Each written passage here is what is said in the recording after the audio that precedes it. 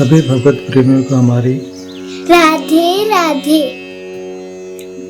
मानव जीवन का सर्वोत्कृष्ट फल सत्संग श्री भक्तमाल कथा के माध्यम से हमें मिलने जा रहा है। श्री भक्तमाल कथा के प्रधान श्रोता हमारे श्री प्रिया प्रीतम जी हैं।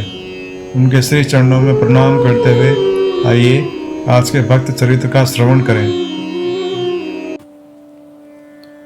भगवान वेद व्यास स वे पुंसाम परो धर्मो यतो भक्तिरधोक्षजे अहेतुक्य प्रतिहता यया आत्मा संप्रसिद्धति। इंद्रियातीत परम पुरुष भगवान में वह निष्काम एवं निर्बाध भक्ति हो जिसके द्वारा वे आत्मस्वरूप सर्वेश्वर प्रसन्न होते हैं, यही पुरुष का परम धर्म है। श्रीमद् भागवत। कलयुग में अल्प सत्व, थोड़ी आयु तथा बहुत क्षीण बुद्धि के लोग होंगे। वे संपूर्ण वेदों को स्मरण नहीं रख सकेंगे। वैदिक अनुष्ठानों एवं यज्ञों के द्वारा आत्म कल्याण कर लेना कलयुग में असंभव प्राय हो जाएगा। यह बात सर्वज्ञ दया में भगवान से छिपी नहीं थी। जीवों के कल्याण के लिए भगवान द्वापर के अंत में महर्षि वशिष्ठ के पौत्र श्री पराशर मुनि के अंश से सत्यवती में प्रकट हुए।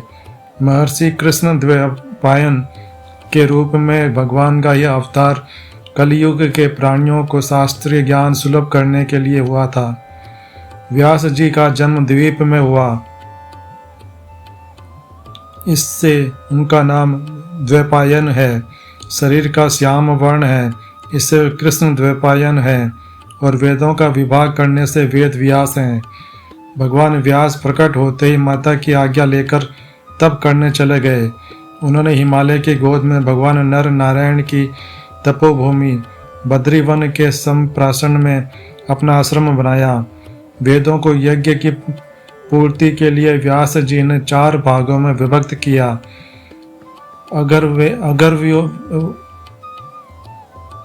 अगरवर्यो होता, उद्गाता एवं ब्रह्मा यज्ञ के इन 4 या ऋत्विक कर्म कराने वालों के लिए उनके उपयोग में आने वाले मंत्रों का पृथक पृथक वर्गीकरण कर दिया। इस प्रकार वेद 4 भागों में हो गया। भगवान व्यास ने देखा कि वेदों के पठन पाठन का अधिकार तो केवल द्विजाति पुरुषों को ही है। स्त्रियों, शूद्रों तथा अन्य वर्ण बाह्य लोगों का भी उद्धार होना चाहिए। उन्हें भी धर्म का ज्ञान होना चाहिए। इसलिए उन्होंने महाभारत की रचना की। इतिहास के नाना आख्यानों के द्वारा व्यास जी ने धर्म के सभी अंगों का महाभारत में वर्णन किया, बड़े सरल ढंग से। भगवान कृष्ण द्वैपायन व्यास जी की महिमा अगाध है। सारे संसार का ज्ञान उन्हीं के ज्ञान से प्रकाशित है। सब व्यास देव के झुंटन है। वेद व्यास जी ज्ञान के असीम और अनंत समुद्र हैं। भक्ति के परम आदरणीय आचार्य हैं। विद्वत्ता की पराकाष्ठा है। कवित्व की सीमा है। संसार के समस्त पदार्थ मानव व्यास जी की कल्पना के ही अंश हैं। जो कुछ तीनों लोकों में देखने, सुनने को और समझने को मिलता है, सब व्यास जी के हृदय में था। इससे परे जो कुछ है वह भी व्यास जी के अंतःस्थल में था। व्यास जी के हृदय और वाणी का विकास ही समस्त जगत का और उसके ज्ञान का प्रकाश और अवलंबन है। व्यास जी के सदृश महापुरुष जगत के अब उपलब्ध इतिहास में दूसरा नहीं मिलता। जगत के संस्कृति ने अब तक भगवान व्यास के समान पुरुष उत्पन्न ही नहीं किया। व्यास व्यास ही हैं। व्यास जी संपूर्ण संसार के परम गुरु हैं। प्राणियों को परमार्थ का मार्ग दिखलाने के लिए ही उनका अवतार है। उन सर्वज्ञ करुणा सागर ने ब्रह्म सूत्र का निर्माण करके तत्व ज्ञान को व्यवस्थित किया। जितने भी आस्तिक संप्रदाय हैं वे ब्रह्म सूत्र को प्रमाण मानकर उसके आधार पर ही स्थित हैं, परंतु तत्व ज्ञान के अधिकारी संसार में थोड़े ही होते हैं। सामान्य समाज तो भाव प्रधान होता है और सच तो यह है कि तत्व ज्ञान भी हृदय में तभी स्थिर होता है जब उपासना के द्वारा हृदय शुद्ध हो जाए। किंतु उपासना अधिकार के अनुसार होती है। अपनी रुचि के अनुसार ही आराधना में प्रवृत्ति होती है। भगवान व्यास ने अनादि पुराणों की पुनः रचना आराधना की पुष्टि के लिए की। एक ही तत्व की जो जिनमें अनंत लीलाएं हैं, उन्हें इस प्रकार पुराणों में संकलित किया गया कि सभी लोग अपनी रुचि तथा अधिकार के अनुकूल साधन प्राप्त कर लें। वेदों का विभाजन एवं महाभारत का निर्माण करके भी भगवान व्यास का चित्त प्रसन्न नहीं हुआ। वे सरस्वती के तट पर खिन्न बैठे थे।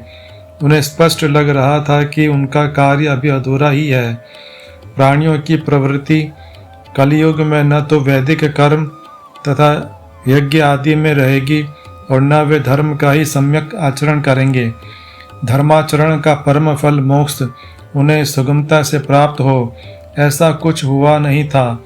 व्यास जी अनंत करुणा सागर हैं। जीवों की कल्याण कामना से ही वे अत्यंत चिंतित थे। उसी समय वहाँ देवर्षि नारद जी पधारे। देवर्षि ने चिंता का कारण पूछा और तब श्रीमद् भागवत का उपदेश किया। देवर्षि के चले जाने पर भगवान व्यास ने श्रीमद् भागवत को 18 सहस्त्र श्लोकों में व्यक्त किया। जीव का परम कल्याण भगवान के श्री चरणों में चित्त को लगा देने में ही है। सभी धर्मों का यही परम फल है कि उनके आचरण से भगवान के गुण नाम लीला के प्रति हृदय में अनुरक्ति हो। व्यास जी ने समस्त प्राणियों के कल्याण के लिए पुराणों में भगवान की विभिन्न लीलाओं का अधिकार भेद के समस्त दृष्टिकोणों से वर्णन किया। भगवान व्यास अमर हैं, नित्य हैं। वे उपासना के सभी मार्गों के आचार्य हैं और अपने संकल्प से वे सभी परमार्थ के साधनों की निष्ठा का पोषण करते रहते हैं। आज के हमारे भक्त चरित्र का वर्णन इतना ही। कल हम एक नए भक्त चरित्र के साथ श्री प्रिया प्रीतम जी के समक्ष प्रस्तुत होंगे। आपको हमारी राधे राधे।